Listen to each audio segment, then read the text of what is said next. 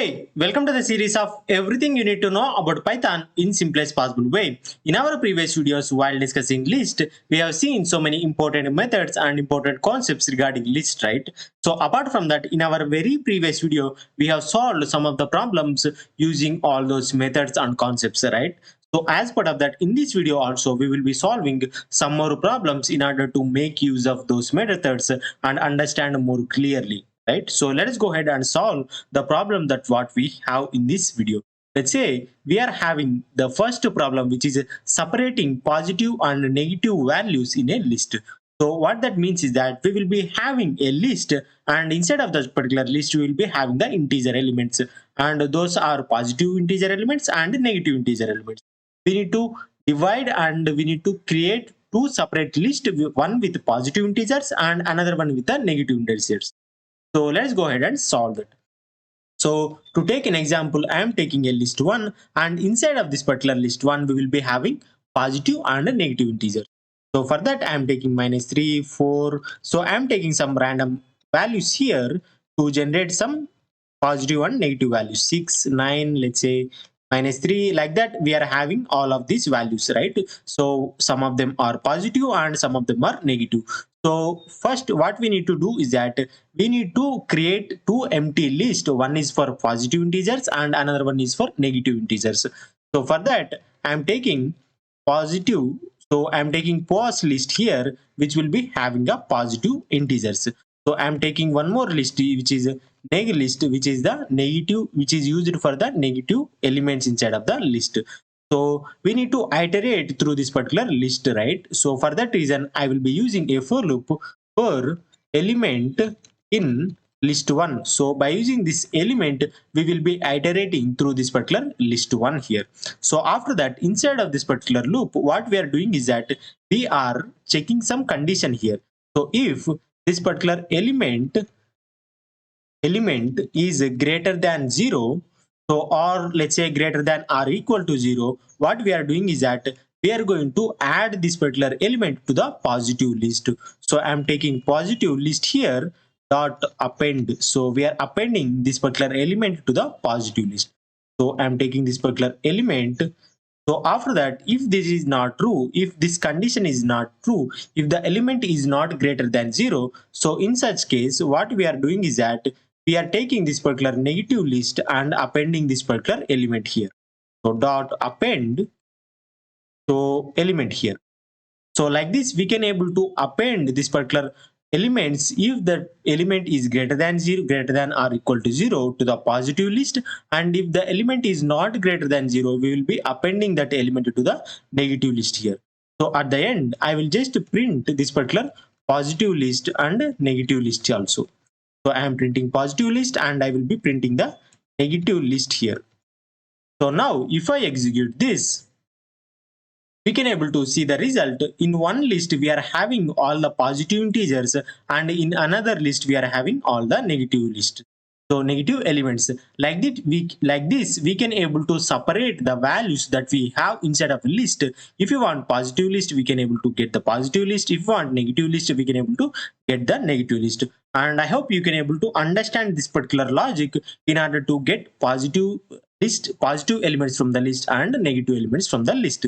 So let us go ahead and solve one more problem that we have, which is nothing but getting homogeneous elements in a list. So what that means is that we will be, so list can be considered, list can have the elements which are of different data types, right? So list can have integer elements, list can have string elements, list can have another list, tuple, set, any elements for that matter. So what we are solving here is that we need to have the elements only of same type.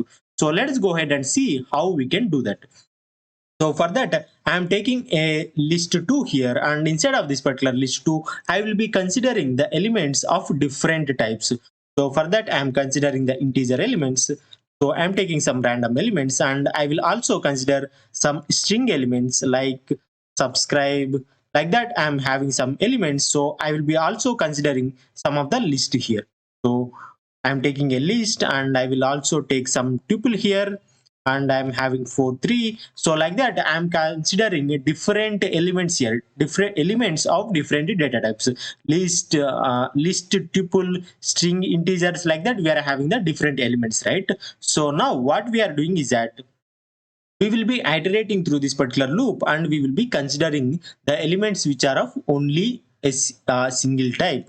So for that reason I'm taking we will be adding those elements to the another list. So for that reason homo list here, so we will be adding the elements to the homo list. So now what I will be doing is that I will be iterating through this particular list here. So for element in list 2, so by using this element we will be iterating through this particular list 2, and inside of this particular for loop what I will be doing is that if type of this particular element is, so I will be using this particular is, or we can use this particular is equal to method also. So for the time being I am using this particular is. So to make you understand clearly I will use this particular is equal to. So by using this type we can able to get what data type this particular element is having, right? So for the time being what I will be considering here is that I will consider this particular integer value. So what I'm telling is that I want only integer values from this particular list. So I am mentioning through this particular condition. So inside of this particular condition, what I'm doing, I will take this particular homo list here and I will add this particular elements. So homo list dot append this particular element that we are having, right? So after that, I will just print this particular homo list here.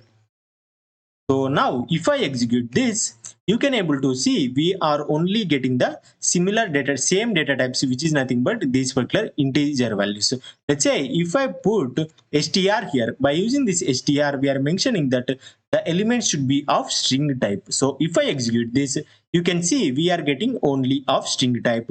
So if I put list here, if I execute this, you can see we are getting the lists inside of a list. So which is nothing but this particular list.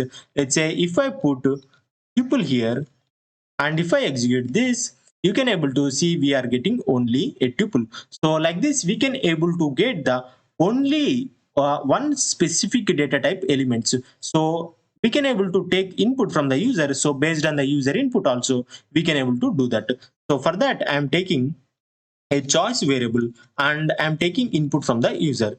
So enter data type here. So I'm asking user to enter data type, and if I execute after that I will be replacing here the type with a choice here. So now if I execute this, it was asking to enter data type. Let's say if I give str here and if I give this, we are getting an empty list. Why we are getting this particular empty list is because this particular input by default will take the string, right? So because of that reason, it will be considered as a string. So string we cannot be considered like this. So for that reason, in order to get the exact type, so previously we used to mention this particular list and this particular str, right? So these are not strings, these are a specific data types, right? So for that reason, in order to take the exact type, what we need to do, we have a specific method which is nothing but eval. So by using this eval, we can get the inside of that particular string. So now if I execute this, if I give let's say a list here, you can see we are getting the list in here.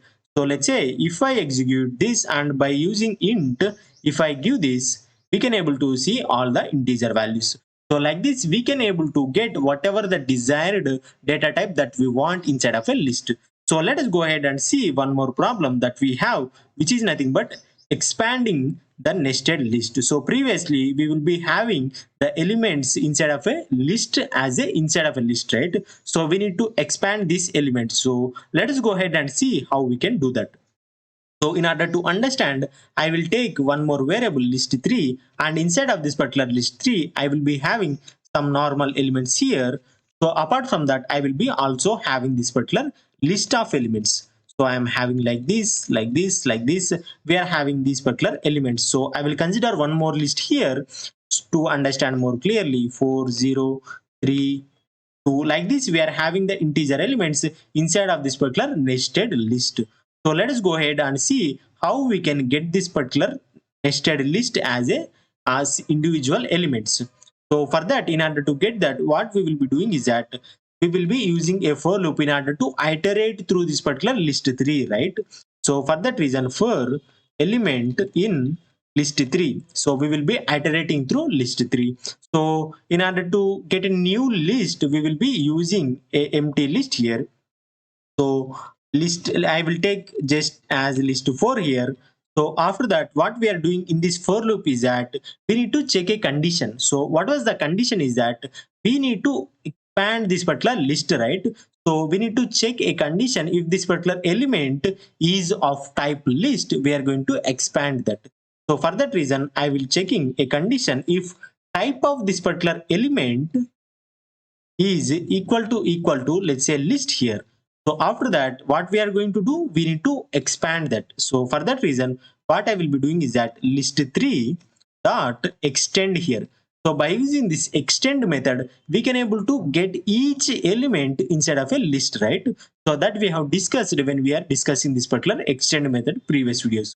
So this particular extend will get each element from this list and get as a individual elements and append that as a individual elements, right? So for that reason only I am taking this. So I will be mentioning this particular element here. So not list 3, we need to add the elements to list 4, right? So that is what I am doing here. And after that, if this particular is list is just a list, so if the data type is list, then only we are doing this, right? So else, if the data type is not list, so what we are doing, we just need to append the elements, right, as a individual element. List 4 dot append of the same elements.